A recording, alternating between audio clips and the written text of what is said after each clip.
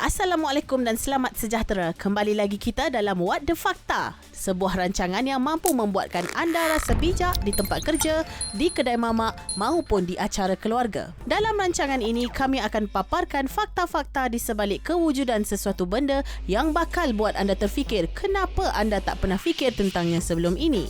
Fakta-fakta ini bakal menjawab segala pertanyaan kita yang mungkin tidak logik bagi orang lain, namun dengan What The Fakta, anda mampu menemukan jawapan kepada persoalan remeh anda itu. Namanya menguji kebodohan aku. Tumbuh-tumbuhan merupakan salah satu kewujudan penting di dalam dunia ini. Merupakan salah satu ciptaan alam semesta, tumbuhan berfungsi untuk menjamin ekosistem bumi sebagai pembekal oksigen dan juga sumber makanan untuk manusia. Tak ada benda yang lain lagi nak cakap daripada tumbuhan ni. Yang aku tahu, pokok tinggi, rumput hijau, daun hijau. Korang ni memang betul lah. Okey, kita dengar fakta pertama. Tumbuh-tumbuhan dibagikan kepada dua jenis, berbunga dan tidak berbunga. Di mana pokok yang berbunga pula mempunyai dua jenis lagi, iaitu berbuah dan tidak berbuah. Kira-kira terdapat lebih 391 spesies tumbuhan yang telah ditemui dan 85% tumbuhan yang ditemui itu dijumpai di dalam laut. Oh. So, sebenarnya kita makan pokok-pokok apa tu? Namun begitu, lebih banyak lagi spesies yang masih belum dikenal pasti oleh sains. So, maksudnya kita boleh bernafas dalam laut ke tak? Sebab tumbuhan ni menghasilkan oksigen. Tapi kenapa masuk laut kita mati, tak boleh bernafas, lemas lah. Okey. Dalam episod kali ini, kita akan lihat fakta-fakta pelik berkaitan dengan tumbuh-tumbuhan yang pasti buat kita terkejut. Macam mana boleh ada tumbuh-tumbuhan seperti ini? Seperti contoh, bau segar rumput yang baru dipotong yang kita semua suka sebenarnya merupakan petanda bahawa tumbuhan rumput itu berada di dalam keadaan tertekan. Kesian ni weh. Oh, sebenarnya bau yang kau rasa macam relax, yang macam padang lepas gunting, semua tu betul ada bau. Lepas tu kau rasa macam, oh nyamannya, inilah bau kehijauan. Tak ya? Rupanya yelah, dia betul macam ni, dia boleh stres lah. So, maksudnya yang orang vegetarian kata tak bunuh tumbuhan, makan tumbuhan tu, kena kaji balik aku rasa. Tapi kau tahu kan yang orang jadi vegetarian tu, dia jadi vegetarian sebab dia punya alasan dia adalah antaranya adalah sebab apabila binatang-binatang ni disembelih, binatang tu dah tengok dah binatang lain disembelih. So dia akan keluarkan hormon asid dalam badan dia. Guna dia sembelih, and then sebab tu siapa yang makan daging akan stres. Kau tahu tak? Tak kan? Sebab tu vegetarian dia kata kalau kau jadi vegetarian kau akan lebih tenang sebab kau tak makan badan haiwan yang tengah stres lepas tu kau makan. Sebab haiwan ni tak stres, kata dia mereka. Jadi lepas ni macam mana? Kau jangan makan apa-apa. Pokok yang paling berat di dunia juga merupakan organisma yang paling berat, iaitu sebuah hutan di Utah yang sebenarnya hanyalah sebuah pokok yang digelar quaking aspen. Beratnya mencapai 6 juta kilogram. Kau biar betul lah, yang paling berat kat dunia ni adalah batu. Yelah, batu lah paling berat. Pokok tu berat dia 6 juta batu. Ke pokok batu. Manakala terdapat poket udara di dalam buah cranberry menyebabkan ia mampu untuk melantun dan juga terapung di dalam air. Betul? Itu aku tahu. Memang itu kat keluarga aku tahu, aku bijak dah. Betul. Satu teknik menuai dia adalah kau bagi air tau. Kau kena naikkan air kat dalam tu, tak ada mesin gerak-gerak kena. Alah. Semua orang bijak macam ni. Bagus-bagus, cranberry bagus. So, siapa nak timbul dalam laut, dia makan cranberry yang tidak timbul. Pokok buluh yang sering ditakuti masyarakat Melayu kerana dikatakan tempat tinggal hantu sebenarnya mempunyai satu kuasa yang luar biasa. Aku tahu, super power dia bagi suara sedap, buluh perindu.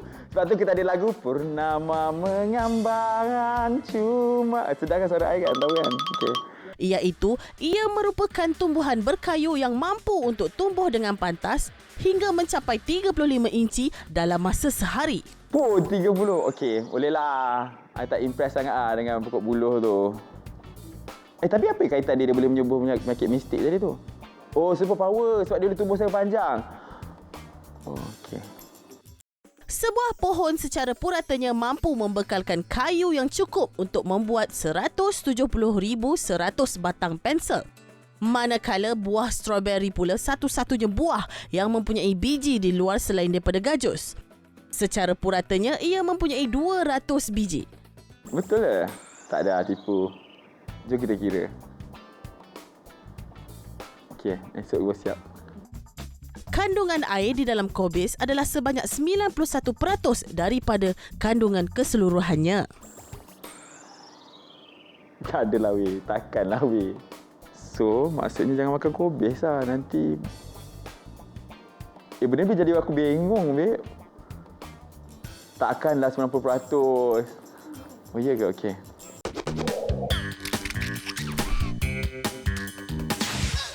Ada batang mati. Ada cendawan tumbuh. Yalah, maknanya mungkin kalau ada benda yang mati, ada benda lain yang akan hidup di atas keadaan itu. Betul ke macam tu?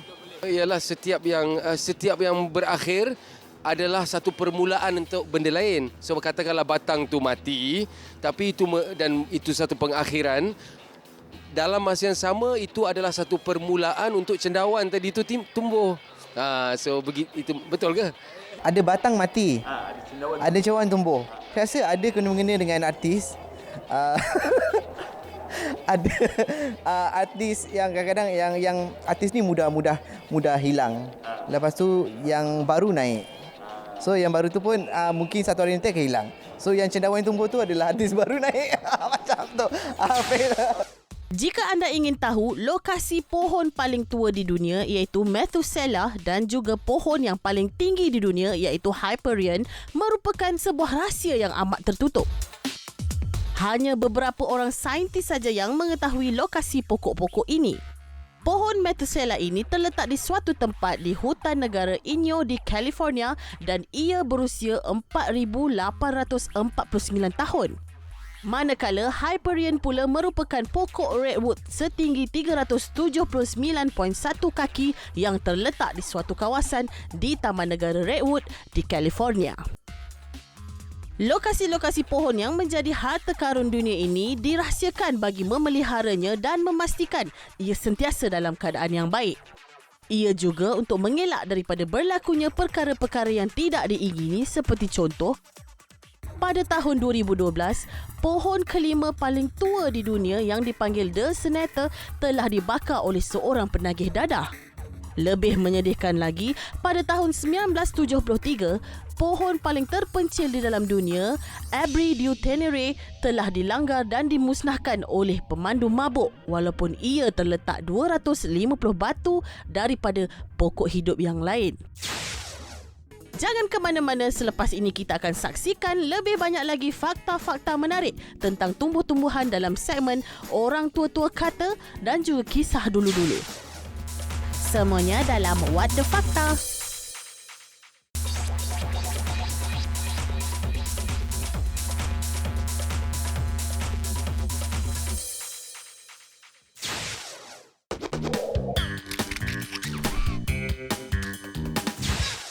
Bagi penggemar-penggemar kembara hutan, di sebalik pokok-pokok yang subur tumbuh dan memberikan ketenangan itu, terdapat banyak pantang larang yang harus dituruti oleh mereka. Diturunkan oleh orang-orang tua dan juga orang yang lebih pakar, terdapat beberapa pantang larang yang telah disenaraikan. Ini termasuklah, jika sesat jangan tidur di atas pokok, takut nanti dilapah hantu. Persoalannya, sejauh mana kebenaran pantang larang ini? Sebenarnya jangan tidur kat atas pokok tu sebab haiwan-haiwan yang berbisa semuanya ada kat atas pokok. So dia takut-takutkan kita lah. Dia suruh kat bawah. Sebab tu kalau macam masuk hutan tu, atas pokok tu, kalau masuk hutan kau pakai topi. Sebab kau tak tahu apa benda akan jatuh daripada kepala kau. Makus. Tidak dapat dinafikan bahawa hutan sememangnya penuh dengan makhluk lain selain daripada manusia. Tetapi berkemungkinan besar pantang larang ini diturunkan kerana pokok secara logiknya berstruktur panjang dan tidak sekata dahannya. Jadi jika orang tidur di atasnya, kemungkinan untuk jatuh ketika sedang tidur itu besar. Jadi pastinya lebih baik jika kita mengambil langkah berjaga-jaga daripada sengaja mencari penyakit. Sama juga dengan pantang larang jika tersesat di dalam hutan. Jangan tidur di tepi sungai, nanti dimakan hantu. Sebenarnya bukan hantu yang patut kita risaukan, tetapi binatang buas. Kerana seperti manusia, air merupakan keperluan penting bagi haiwan. Jadi haiwan akan bertumpu di sungai untuk minum dan jika bertembung dengan haiwan buas, sudah pasti ia berbahaya untuk manusia. Betul.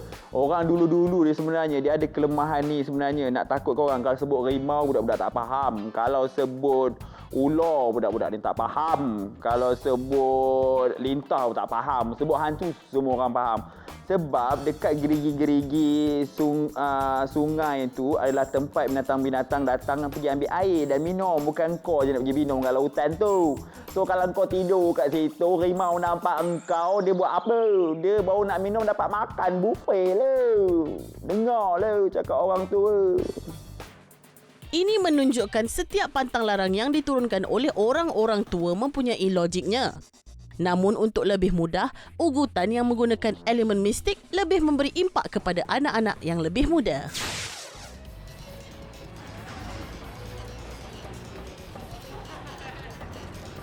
Terdapat pelbagai perkara pelik yang pernah berlaku antara manusia dan juga tumbuhan.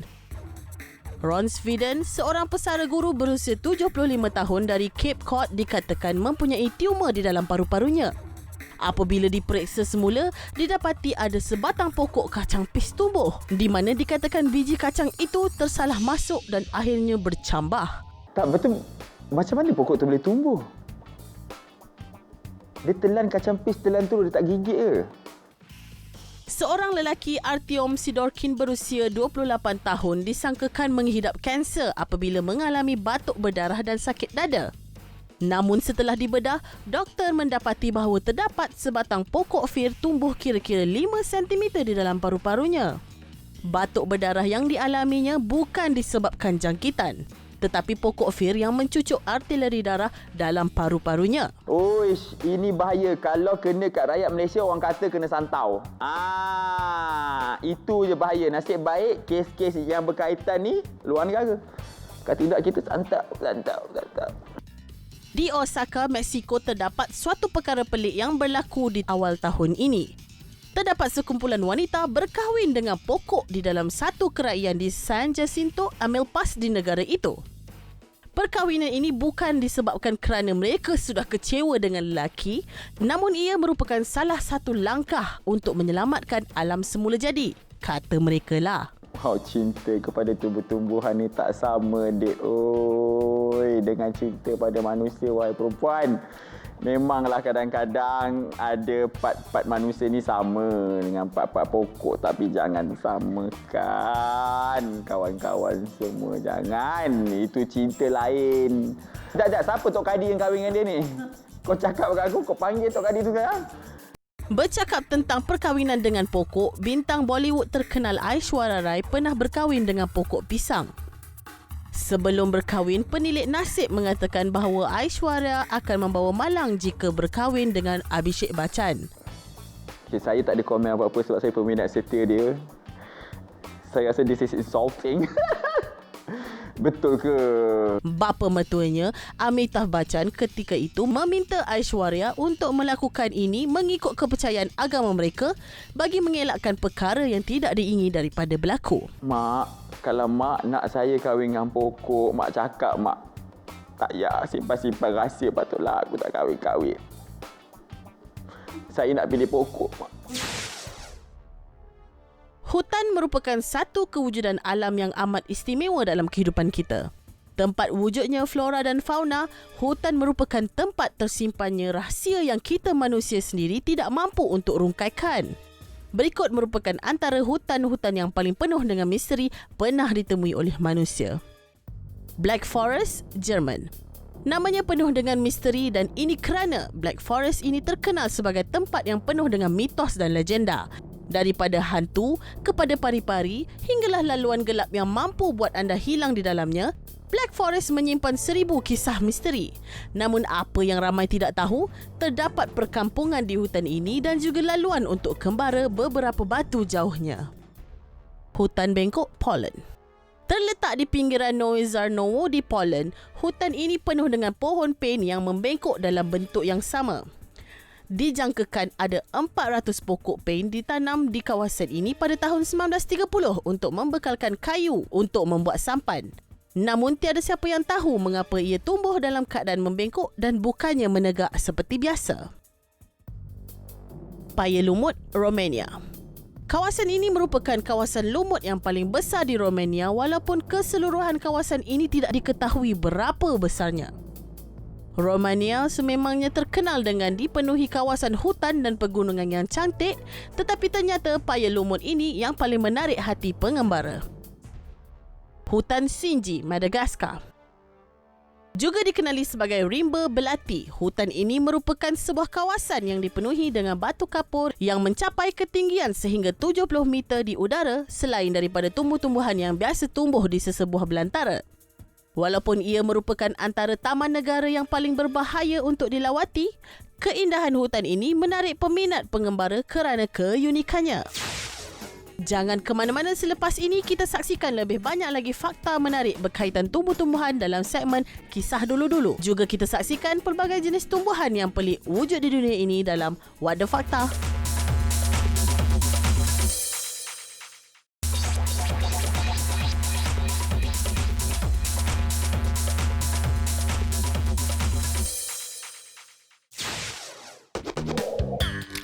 Kisah Dulu-Dulu.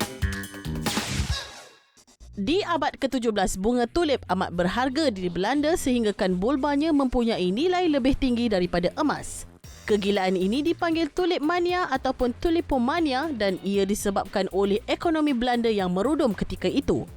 Bunga tulip mampu untuk tumbuh sehingga seinci setiap hari selepas dipotong. So, tengah tu dia buat apa, Beb? Yang tengah-tengah bunga tulip tu dia buat apa? Yang jadi emas tu dia buat apa? Nampak kau tak dapat jawab. Okay, kat tengah tu sebenarnya dia campur dalam nasi. Dia macam herbs. Dia macam herba.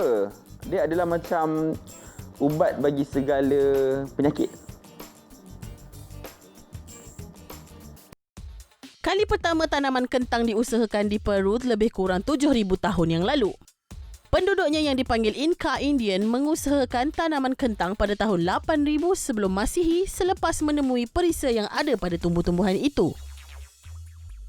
Kentang pada ketika ini dimasak dengan pelbagai cara, direbus dan dihancurkan atau dimasak di dalam sup, sama seperti masyarakat Eropah moden. Baru lah. 7,000 tahun baru lah. Sebab macam diorang baru time tu baru diorang discover flavor yang ada kentang tu untuk makan. Oh, so baru kentang baru saja discover sebenarnya. 7,000 tak lama sebenarnya, barulah orang tahu kentang. Yang dibuat fame fresh bila pula? Sejenis pokok hiasan ginkgo biloba merupakan salah satu spesies tanaman paling tua di dunia yang dipercayai telah wujud lebih 250 juta tahun dahulu. Selain itu, pokok Don Redwood yang juga merupakan salah satu tanaman purba dipercayai telah ditemui hampir 150 juta tahun lalu. Zaman dinosaur weh, hampir zaman dinosaur tu aku rasa tu. Tapi bang, pokok ginkgo ni dia untuk anti penuaan, bagus untuk darah, pengaliran darah. So memang orang ambil ginkgo tu untuk ubat-ubatan. Kedua-duanya telah wujud dalam rekod senarai fosil sebelum ia ditemui dalam keadaan masih hidup.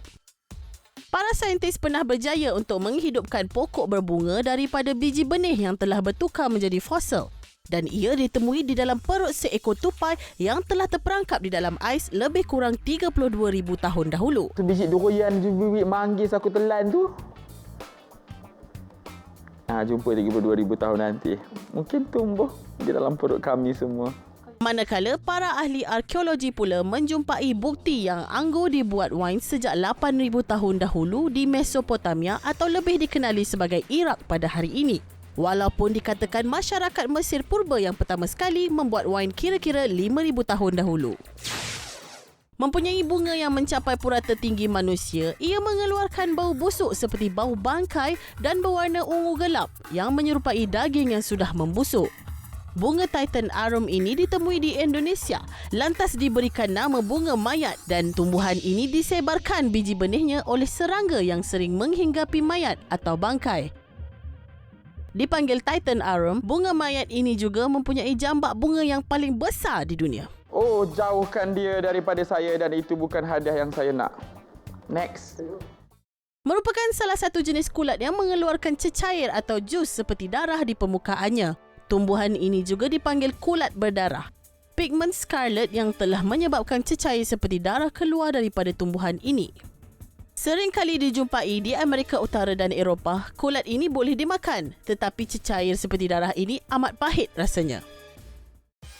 Bunga snapdragon menyerupai bentuk naga dan jika anda tekan di sisinya, mulut naga akan muncul terbuka dan tertutup.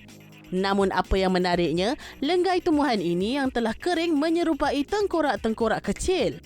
Pada zaman dahulu, masyarakat purba percaya bunga snapdragon ini mempunyai kuasa ajaib.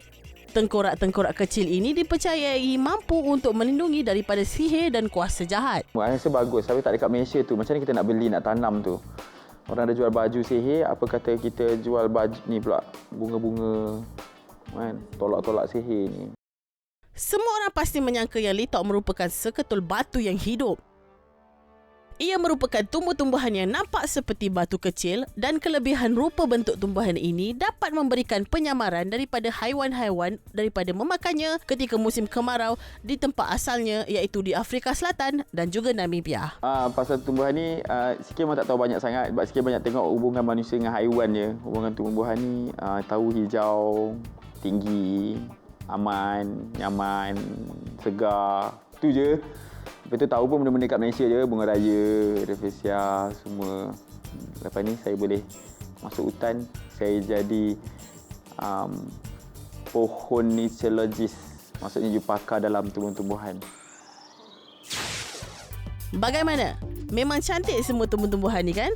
Rasa segar bila memandang, apalagi minda anda. Pasti rasa cerdas semula. Terima kasih kerana sudi menonton What The Fakta di mana kami paparkan fakta-fakta menarik yang mampu buat anda nampak bijak di tempat kerja, di pejabat mahupun di acara keluarga. Kita berjumpa lagi di lain masa dengan fakta-fakta yang lebih menarik. Assalamualaikum dan bye!